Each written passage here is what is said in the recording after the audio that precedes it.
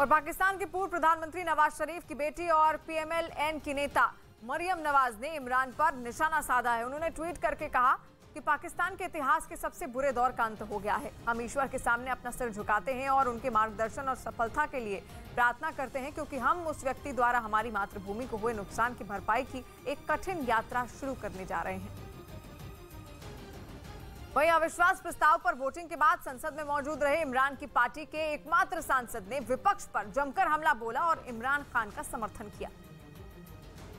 जिस बात पे फख्र है, खुशी है कि मैं जिस आदमी के साथ खड़ा हूं, जिसका नाम इमरान खान है, उसने हुकूमत कुर्बान की है लेकिन उसने गुलामी कबूल नहीं की। जिस मर्द बहरान को मेरे मोहतरम मौलाना साहब यहूदी और अमरीकी एजेंट कहते थे, ये कैसा एजेंट था जिसको हटाने के लिए अमेरिका ने ईडी और चोटी की जोर लगा दी।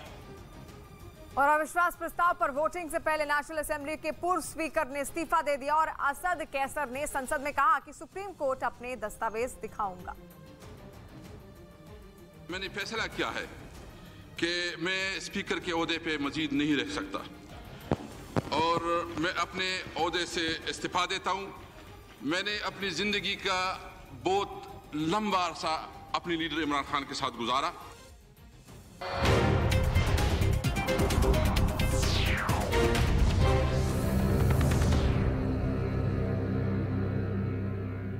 ये यूक्रेन के सैनिकों ने बड़े बड़े गड्ढे खोद रखे थे और हमला होते ही वो भागकर उन्हीं गड्ढों में छिप गए। लेकिन टैंक से छोड़े गए गोले के फटने के तुरंत बाद गड्ढे में छिपे सैनिक तेजी से आगे बढ़ने लगे।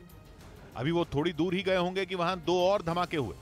इसके बाद गड्ढे में छिपकर रूसी टैंकों को चकमा दे रहे यूक्रेन के सैनिक वहीं दुबक गए। तभी उनके ठीक बगल में एक और धमाका हुआ। बताया गया कि जिस जगह रूसी सेना ने हमला किया वहां यूक्रेन की सेना ने कई बंकर भी बनाए हुए थे। उधर मॉस्को में रूस के राष्ट्रपति व्लादिमीर पुतिन परमाणु अटैक वाली अटैची लेकर एक श्रद्धांजलि सभा में पहुंच गए। यह श्रद्धांजलि सभा रूस के एक बड़े नेता व्लादिमीर जिरिनोव्स्की की थी। ये वही नेता थे जिन्होंने यूक्रेन पर रूसी हमले की तारीख पहले ही बता दी थी, जिससे रूसी राष्ट्रपति पुतिन उनसे नाराज तक हो गए थे। हालांकि बाद में 75 साल के व्लादिमीर जिरिनोव्स्की की कोरोना से मौत हो गई, लेकिन इसके बाद भी पुतिन उनकी श्रद्धांजलि सभा में पहुंचे। इस दौरान उनके हाथों में गुलदस्ता दिखा, लेकिन उनके साथ चल रहे एक अधिकारी के पास परमाणु अटैक वाली अटैची दिखाई दी, जिसे देखकर यह मतलब निकाला जा रहा है कि आने वाले दिनों में पुतिन कभी भी यूक्रेन पर परमाणु हमले का आदेश दे सकते हैं। कई बार पश्चिमी मीडिया भी यह दावा कर चुका है कि रूस यूक्रेन पर न्यूक्लियर अटैक कर सकता है। हालांकि अभी तक इसकी नौबत नहीं आई है, लेकिन जिस तरह से पुतिन श्रद्धांजलि सभा में परमाणु अटैक वाली अटैची लेकर पहुंचे, उससे यह अंदाजा लगाया जा रहा है कि परमाणु युद्ध कभी भी छिड़ सकता है। और अगर ऐसा हुआ तो तीसरा विश्व युद्ध शुरू होने में देर नहीं लगेगी। बाद में पुतिन ने जिरिनोव्स्की के पार्थिव शरीर के पास गुलदस्ता रखा और फिर उन्हें झुककर श्रद्धांजलि दी। इस दौरान पुतिन थोड़े भावुक और तनाव में नजर आए। वहीं यूक्रेन युद्ध के बीच रूस की कई महिलाओं ने अपने कीमती हैंडबैग पर कैंची चला दी। ये बैग फ्रांस की मशहूर कंपनी शनेल के हैं, जिसने पुतिन को यूक्रेन युद्ध के लिए जिम्मेदार ठहराया और रूसी लोगों को अपनी चीजें बेचनी बंद कर दी। और अब इसी के बाद रूस में इस फैशन कंपनी से बदला लेना शुरू कर दिया गया। इसका जिम्मा संभाला रूस के कलाकारों और दूसरी हस्तियों ने। इन्होंने फ्रांस की कंपनी शनेल के कई हैंडबैग पर अपना गुस्सा उतारा।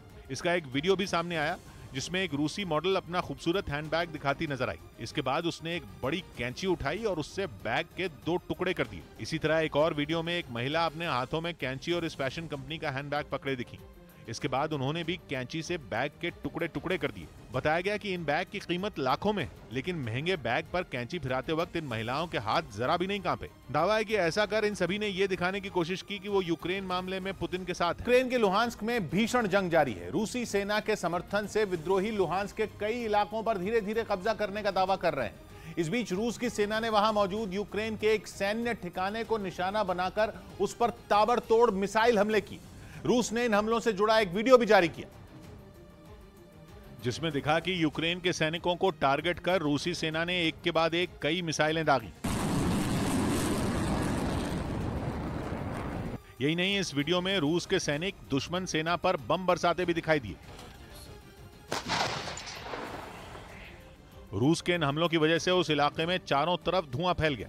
कई मकानों को भी भारी नुकसान पहुंचा। इसके अलावा वहां के एक दूसरे इलाके में रूसी सैनिकों का काफिला नजर आया, जिसमें कई टैंक भी दिखे।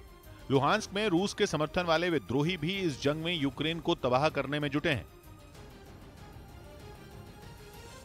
उधर जंग के 44वें दिन पूर्वी यूक्रेन के डोनेस्क प्रांत के क्रमातोर्स्क शहर के रेलवे स्टेशन को मिसाइल से निशाना बनाया गया। इस हमले में 40 से ज्यादा लोगों की मौत हो गई और 100 से ज्यादा लोग बुरी तरह घायल हो गए। और यह हमला उस वक्त हुआ जब क्रमातोर्स्क शहर के रेलवे स्टेशन पर लोगों की भीड़ सुरक्षित जगह पर जाने के लिए ट्रेन के आने का इंतजार कर रही थी। भीड़ में ज्यादातर महिलाएं, बुजुर्ग और बच्चे शामिल थे। लेकिन तभी 2 मिसाइलें स्टेशन से टकराईं जिन्होंने वहां तबाही मचा दी। इस रॉकेट हमले के बाद वहां चीख पुकार मच गई। इस हमले में कई लोगों की जान चली गई, जबकि कई लोग बुरी तरह घायल हो गए, जिनकी यूक्रेन की सेना के जवान मदद करते दिखे।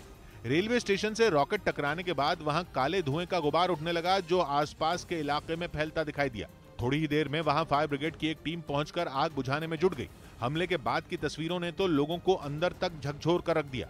एक तस्वीर में खून से सने प्लेटफॉर्म पर कई लोगों के शव पड़े दिखाई दिए, जबकि एक दूसरी तस्वीर में स्टेशन पर लोगों का सामान बिखरा नजर आया। यही नहीं, एक तस्वीर में वहां एक मिसाइल भी पड़ी नजर आई, जो स्टेशन के बाहर जमीन से टकराने के बाद भी फटी नहीं थी। लेकिन अगर दूसरी मिसाइल भी वहां फट जाती तो वहां इससे भी बड़ी तबाही मचती। रेलवे स्टेशन पर हुए इस हमले का आरोप यूक्रेन ने रूस की सेना पर लगाया और आरोपों को सच साबित करने के लिए यूक्रेन ने सबूत के तौर पर एक वीडियो भी जारी किया। वीडियो में 2 मिसाइल आसमान में बड़ी तेजी से अपने टारगेट की तरफ बढ़ती दिखाई दी। यूक्रेन की तरफ से दावा किया गया कि क्रमातोर्स्क शहर के रेलवे स्टेशन को तोचका यू मिसाइल से निशाना बनाया गया और ये दोनों मिसाइलें डोनेस्क के एक इलाके से दागी गई थी। क्रमातोर्स्क पर हुए भीषण हमले के बाद यूक्रेन और रूस के बीच वार पलटवार शुरू हो गया है। इस हमले के लिए यूक्रेन रूस को जिम्मेदार ठहरा रहा है और रूस इसे जेलेंस्की की साजिश करार दे रहा है। इस आरोप और प्रत्यारोप के पीछे की वजह तोचका यू नाम की वो मिसाइल है जो कभी सोवियत संघ की बड़ी ताकत हुआ करती थी। इसलिए इस हमले के बाद यूक्रेन के राष्ट्रपति जेलेंस्की ने एक बार फिर रूस पर जमकर भड़ास निकाली। उन्होंने एक बार फिर यह आरोप लगाया कि रूसी सेना जंग के पहले पाकिस्तान में आधी रात को गिरी इमरान खान सरकार। अविश्वास प्रस्ताव पर 174 सांसदों ने इमरान खान के खिलाफ किया vote. The resolution for vote of no confidence against Mr. Imran Khan has been passed. अविश्वास प्रस्ताव पर वोटिंग से पहले इमरान खान ने छोड़ा प्रधानमंत्री आवास। सरकार से जुड़े लोगों के देश छोड़ने पर लगाई गई रोक। विपक्ष के नेता शहबाज शरीफ बोले, नहीं होगी बदले की कार्रवाई, कानून करेगा अपना काम। हम किसी के साथ नाइंसाफी और ज्यादती नहीं करेंगे। रूस के हमले में यूक्रेन के माकारीव में भी भारी तबाही। स्कूल को भी बनाया गया निशाना। न्यूज 18 पर देखिए ग्राउंड जीरो से पल पल की अपडेट। रूस के हवाई हमले में स्कूल को नुकसान हुआ है और स्कूल को बंद करना पड़ा है। यूक्रेन पर रूस के बढ़ते हमलों के बीच कीव में जेलेंस्की से